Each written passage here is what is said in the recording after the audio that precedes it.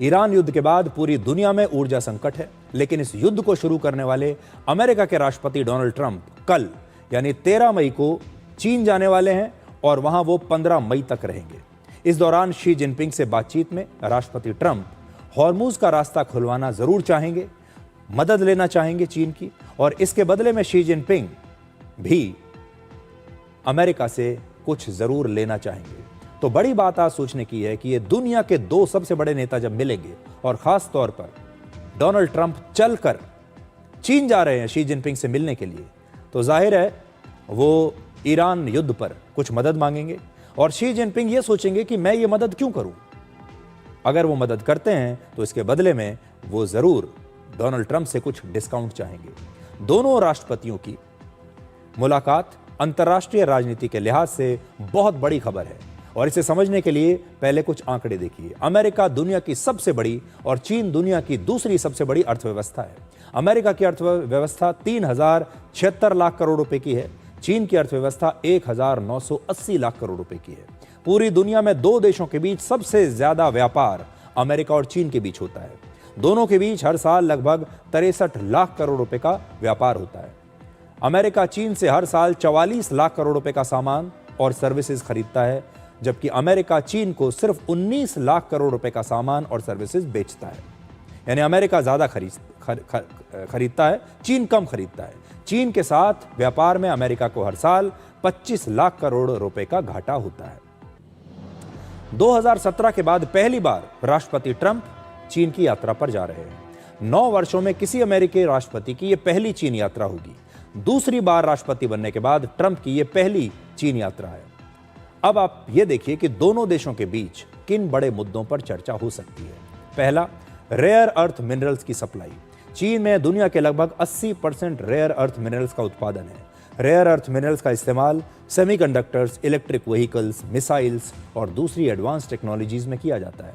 जब भी अमेरिका और चीन के बीच विवाद बढ़ता है तो चीन अमेरिका को रेयर अर्थ मिनरल्स की सप्लाई कम कर देता है या फिर रोक देता है।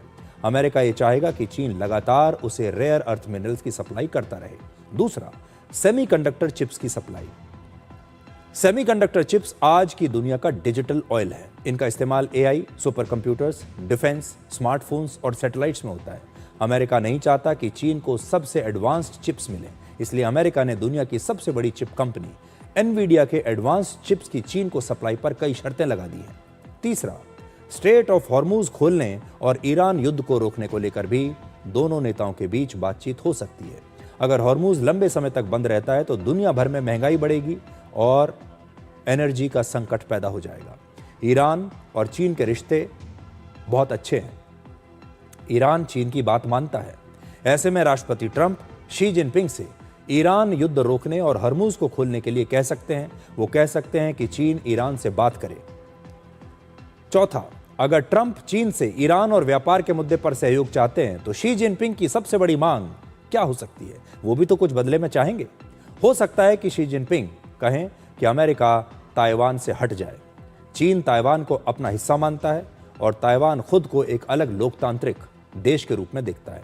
अमेरिका वर्षों से ताइवान को सैन्य और तकनीकी समर्थन देता रहा है और चीन और अमेरिका के बीच इसे लेकर बहुत बड़ा तनाव है।